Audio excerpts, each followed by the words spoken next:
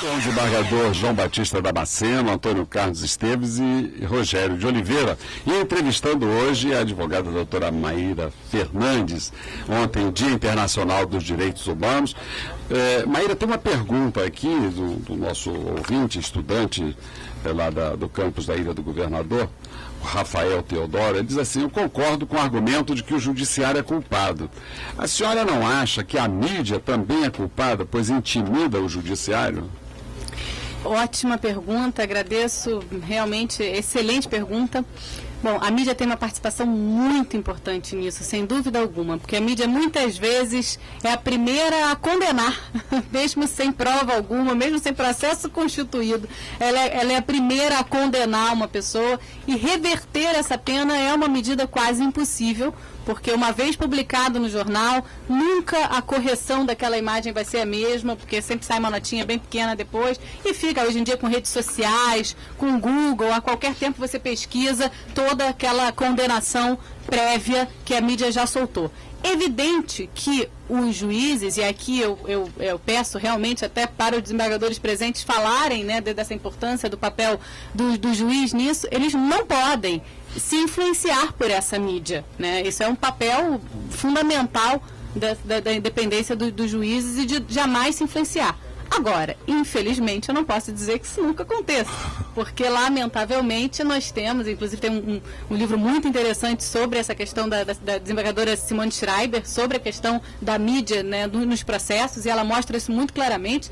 E, infelizmente, existe um peso muito forte da mídia por conta desse pré-julgamento, e que sim influencia os magistrados. A imprensa vai lá no gabinete do juiz praticamente, né, e faz uma enorme pressão. Então é preciso ter muita coragem, e é importante que os juízes tenham muita independência e muita coragem para manter, né, a sua sentença. As garantias dos juízes são para isso. Os juízes são para isso. Eu realmente gostaria muito de ouvi-los, porque eu sei que aqui temos representantes, né, do judiciário que não se intimidam com essa mídia, mas infelizmente não é a realidade para todos. Doutora Maíra, você tem toda a razão. Há pesquisas que mostram que os processos acompanhados pela mídia são julgados com mais celeridade. Né? Ninguém quer um repórter na porta do gabinete acompanhando ali. Né? Então, são julgados com mais celeridade.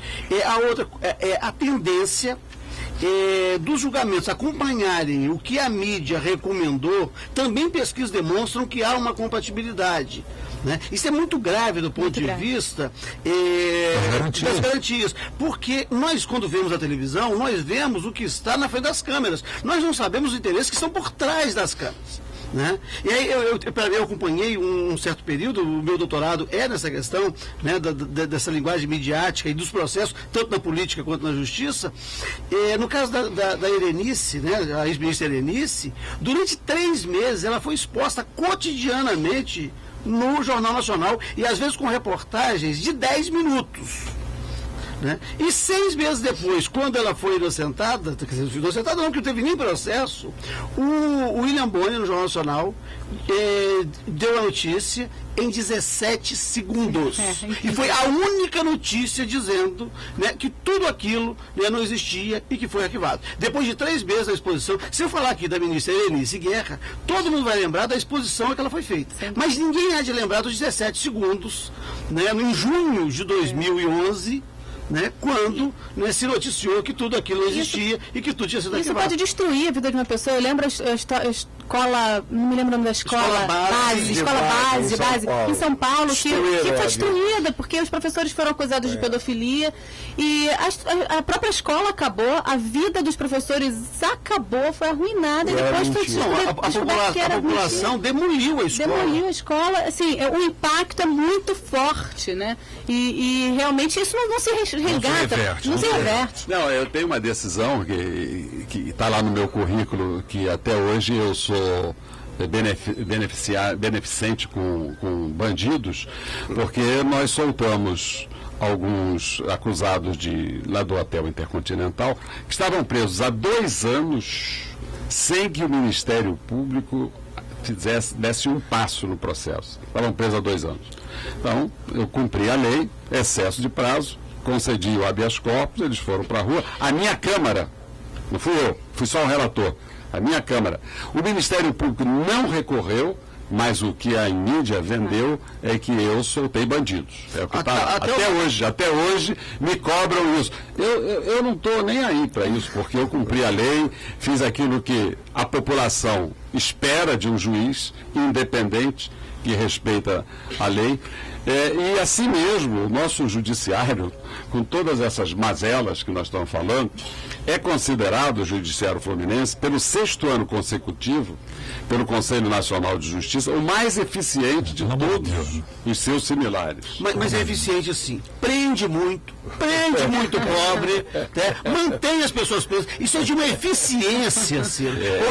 Sempre me pergunta se uma decisão política é boa, assim, ela é sempre boa. Toda decisão dos governantes é boa. O que eu pergunto é boa para quem? Vamos à parte. E aí quando fala aqui do eficiente, é eficiente sim. Olha, está prendendo o pobre, que é uma beleza. Tem mantido os pobres encarcerados. Vamos à parte pedagógica do programa, porque essa é indissociável dele, né? Então, a parte pedagógica, só para completar, desembargador, meu poeta, é pedagógico, só para os nossos ouvintes saberem qual é a composição do Tribunal de Justiça do Rio. É por 35 câmaras de julgamento, sendo 22 cíveis, 5 especializadas no tema direito do consumidor, que é um caos, que precisa ser repensado, né? Vai ser repensado. E 8 câmaras criminais. Nós somos 177 desembargadores e 663 juízes e quase 15 mil servidores. Sendo que esses 177 desembargadores geraram a compra de 180 carros que já foram vendidos devidamente quebrados, né, pela Volkswagen do Brasil. 341 carros. 341 carros. A Volkswagen do Brasil é porque eu estou me lembrando da Volkswagen que fraudou o sistema de exaustão para os motores alimentados. Fez isso com os carros do tribunal. Nos Estados Unidos não foi.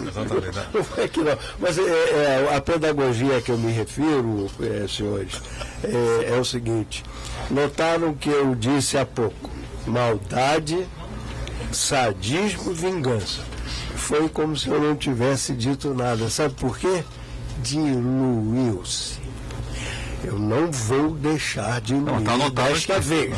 Maldade é condição humana. Sadismo é a maldade com adjutório do prazer. Explica o que é adjutório. Pois não. Ela quando vem casadinha, com aquele prazer, aquela maravilha de dizer: eu estou te beliscando, seu canalha. Entendeu? O nome disso é sadismo. E vingança, meu amigo, eu vou lhe dizer, cuidado. Ninguém gosta de ver ninguém sair dos porões da sociedade para atingir as mesmas funções dos bem-nascidos. A Lei Áurea, meu amigo, foi um desastre, porque aqueles que viviam da mão de obra escrava estão até hoje querendo indenização. Eu queria que a Maíra abordasse um pouco essa questão aí das mulheres encarceradas. Há uma pesquisa recente que ela vai apresentar e houve um fato aqui que chama atenção para isso. Uma mulher doente mental, grávida, foi colocada num isolamento dentro de uma carceragem no Rio de Janeiro, apesar da diretora da unidade ter solicitado o seu tratamento psiquiátrico por 35 vezes. 35 vezes ela entrou no hospital e voltou para a cela. E essa é a condição das mulheres encarceradas. Doutora Maíra, por favor, como é que essa pesquisa aborda essa questão? Fale sobre isso, se for possível. Sim, e na verdade até faço um gancho aqui com a pergunta anterior. Esse é um exemplo do papel da mídia importante. Na verdade, quando o caso da Bárbara veio à tona, que é o nome dessa mulher que deu à luz na cela de isolamento da unidade, na verdade nós abrimos um espaço muito bom para discutir a questão da maternidade nas prisões, que já era objeto da pesquisa que realizei junto com a professora Luciana Boatê, pela UFRJ, nós duas, eu era presidente do Conselho Penitenciário e ela vice-presidente, e que, na verdade, identificamos na pesquisa, desembargador, que o caso da Bárbara não é uma excepcionalidade no sistema. Ela não é a primeira mulher a dar à luz numa cela, ela não é a primeira mulher a passar por essas questões de violência mesmo, sem dúvida alguma, violência obstétrica também, nesse ambiente prisional. Na verdade, a pesquisa mostrou vários relatos de mulheres dando à luz na cela ou nos carros do SOI. O SOI é o Serviço de Operações Especiais da SEAP, que faz o transporte de presos, e que demora a ser chamado, demora a vir quando o chamado é. Então, muitas vezes, ela precisa de atendimento de saúde imediato, já em trabalho de parto, e demora um tempão para aquele carro vir para levá-la para o hospital, ela dá luz no carro do SOI. Isso, nós recebemos relato desse tipo e também recebemos relato, por exemplo, de mulheres dando à luz algemadas no hospital. E é com alegria que nós recebemos a notícia de que ontem, na Alerj, no Dia Internacional dos Direitos Humanos, foi aprovado um projeto de lei que proíbe essa prática monstruosa de algemar a mulher durante o trabalho de parto. Recebemos precisar de lei é surpreendente. Será que essa lei vai pegar, né? Ainda tem essa questão, porque na verdade não precisaria de lei, a lei foi aprovada, ainda é capaz da lei não pegar. Né? E na verdade é inacreditável que se algeme as mulheres no parto e que algemem também durante a amamentação e tal. No sistema penitenciário, o que nós vimos é que realmente impressiona o quão jovens são as mulheres, 78% delas até 27 anos. E também impressiona, esse perfil é o perfil também da população prisional como um todo, predominantemente pobres, predominantemente pardas ou negras. A maior parte delas já tem um ou mais filhos, na verdade, na maioria 2, 3 filhos, e que na verdade ficam completamente carentes de assistência quando a mulher é presa. Nós fizemos um recorte muito claro na questão da maternidade nas prisões, então nós entrevistamos todas as grávidas e as que estão com seus bebês na unidade materno-infantil. A unidade materno-infantil, ela tem uma boa exceção no sistema, desembargador.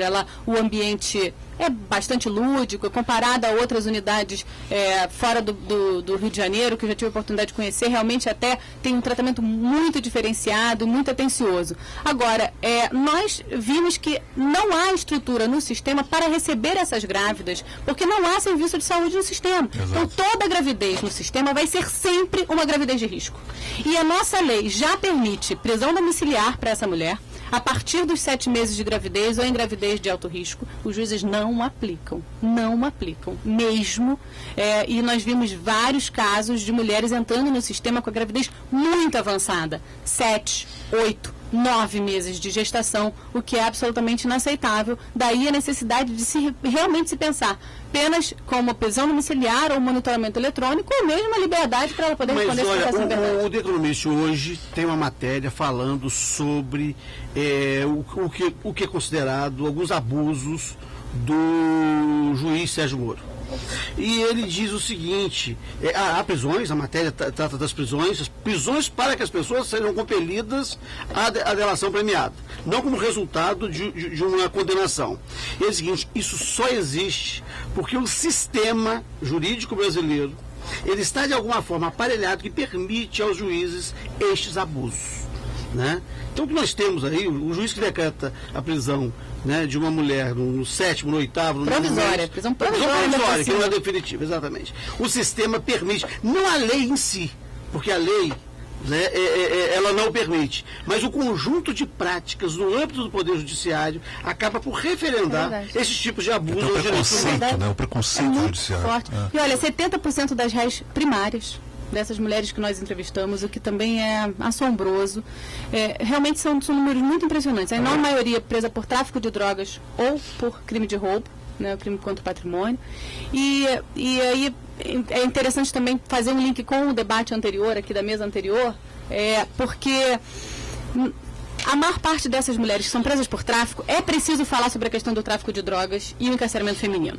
O encarceramento feminino cresceu muito nos últimos anos, assustadoramente, muito mais do que o masculino, e isso tem um recorte muito claro, que é o recorte do tráfico de drogas. Por quê? Porque essa mulher, ela está na ponta do tráfico de drogas. O tráfico de drogas, também como o resto de toda a sociedade, é machista. Tá? Então, assim, a estrutura do tráfico é machista.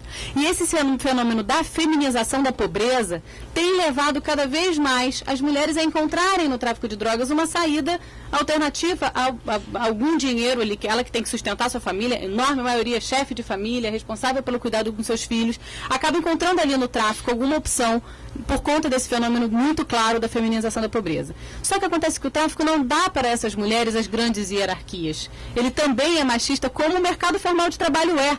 Então, ela está sempre na ponta, ela está nas posições mais vulneráveis, ela está nas posições que ganham menos, e elas estão nas posições, por estarem nas posições mais vulneráveis, são mais fáceis de serem pegas pela polícia. E quando são pegas, não recebem do tráfico estrutura para defesa, né, para uma atenção após a prisão. Elas são descartáveis para o tráfico de drogas. E isso a pesquisa identificou muito claramente. Doutora Maíra, só para os nossos ouvintes entenderem, nós não estamos falando aqui porque somos bonzinhos ou mauzinhos, não. Nós estamos falando aqui porque a previsão legal, a lei de execuções penais, prevê que a mulher, quando ela tiver filho até 7 anos, há que se dar prevalência à prisão domiciliar. Sem dúvida. Para que ela continue cuidando da criança não foi condenada a nada, né? Não, e a criança, muitas vezes, ela é condenada pelo simples fato da mãe estar sendo cumprindo pena. Esse centro materno-infantil, há crianças ali que nascem presas pelo simples fato de serem filhos de pessoas presas. É um absurdo. Cumprindo a letra exata da Constituição, que diz que a pena não vai passar. Sem dúvida. E que criança é prioridade absoluta. Agora, Ciro, eu só queria perguntar aqui à doutora Maíra, qual é o poder de influência do Conselho Estadual na formação dessa política pública do Estado? Ou é meramente opinativo ou não tem efeito nenhum? Bom, eu entrei no Conselho como representante da OAB, fiquei 4 anos e depois mais 4 anos como presidente do Conselho. E tentei fazer esse trabalho com essa questão das mulheres encarceradas e várias outras iniciativas, só que infelizmente saio de lá, acho que fiz o máximo que podia fazer, mas saio de lá com muitas frustrações, porque a gente não tem um poder de implementação da política, apenas de sugerir. Então, por exemplo, saí de lá deixando um projeto pronto de remissão de pena por leitura, que está pronto há 1 ano e meio e até hoje não saiu do papel. E vários outros estados têm remissão de pena por leitura, sabe? Trabalhei muito pela questão do fim da revista vexatória, que na verdade acabamos conseguindo via Alerj, mas que já poderia ter sido decidido pelo sistema há muito tempo, implementado pelo sistema há muito tempo. A Alerj, inclusive, doou o dinheiro para que o executivo do scanner. Então, assim, nós vamos fazer muito grande de trabalho. Vamos fazer um pequeno intervalo e voltamos em seguida.